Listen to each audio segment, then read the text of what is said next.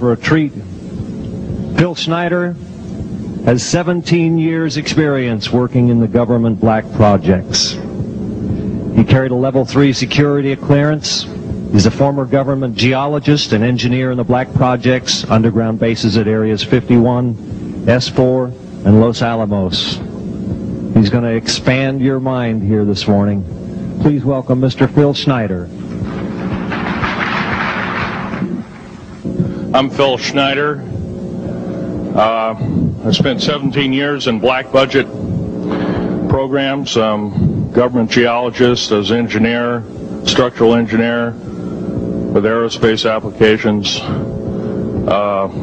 self-taught metallurgist, became kind of famous in my own right. I basically would have a set of notes here, but they're unavailable in all this melee. Up here I have different artifacts explaining some of them are alien metals that have been produced both on this planet and the confines of outer space that are now used in all stealth aircraft. All stealth aircraft, for instance, all black jets, what you're seeing of black helicopters and the like, the skins and the coatings and the residues that are used predominantly in the aircraft themselves, in the airframes and the rotor blades and the fans, and in some cases in submarines, special titanium hulls, in the Phoenix class submarines now. All this has come from alien technology. 1947 is what the public has been told. Something crashed in the backyard in New Mexico, a place called Roswell, New Mexico. Unfortunately, that's what the public's been told. The military's known about the alien question for the better part of 70 years, and they first saw their glimpse of what was going on as early as 1909 in the American Southwest. Now, Army cavalry evidently were chasing some bandits, and they entered this cave. They were holed up in a cave, and what they found in there was flying discs and little gray guys and all kinds of weird things, and they didn't know how to explain that, and they wrote them down as best they could, and it's been in secret archives ever since. And it's up down by the Truth or Consequences area of New Mexico.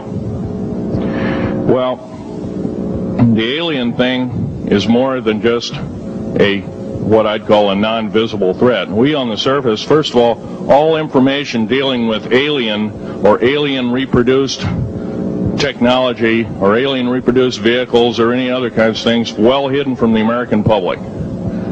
Our black budget, for instance, garners $1.023 trillion every 2 years. It's over $500 billion a year.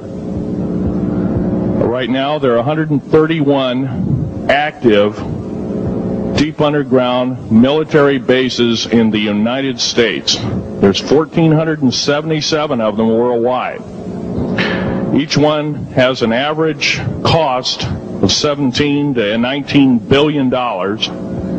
Each one is built in the site. It used to it'd take a year to 2 years to build each one, and now they're capable of building a couple of them a year with sophisticated methods. My colleague Al Bielik has actually been on some of the high-speed railways, the magneto-leviton trains that connect all the deep underground military bases within the United States. He's been on a Mach 2 train and floats off of a single rail at 3/4 of an inch off the rail, and is what you'd call high tech. We have nothing like this on the surface. The public basically has been totally lied to. We're considered stupid or even moronic in some cases. It's got to stop. If we're going to gain our country back, we must, and I repeat, must instill in our public officials, anybody that goes and does public service, they must tell us the truth. If they cannot do this, then they must be impeached, or they must be removed from office. If this cannot occur, if the truth cannot totally come out, there are reasons for secrecy, for instance, but if the truth cannot totally come out, what's the use in us having anything called freedom? Okay, now I have pictures here that I'm going to show you during the break in artifacts, and I ask you to kind of look at them but not handle them. I have actual crashed retriever metal from Roswell, New Mexico. It's given to me when I was 14 years old. For instance, I've got other things. I've got pieces of this piece of titanium, a special titanium alloy made for everything from the original SR-71 Blackbird. That's old hat now. F-117As, they're old hat now. They're making a whole new class of hypersonic above Mach 5 aircraft that employ extremely modern charged particle beam weapons. They don't even use lasers anymore. Computer enhanced imaging radar, although it's used in helicopters for public surveillance, computer enhanced imaging radar, and in satellite technology. The brand new kid on the block is a kind of infrared technology where a satellite 150,000 miles out in a geosynchronous orbit, or not quite geosynchronous orbit, but these spy satellites can literally look in and see a dime on the floor, say on your kitchen floor. They have a resolution factor of 99.999961. This particular piece of metal, I'm going to drop it on the floor here. It'll kind of ring like a bell. You can't break it.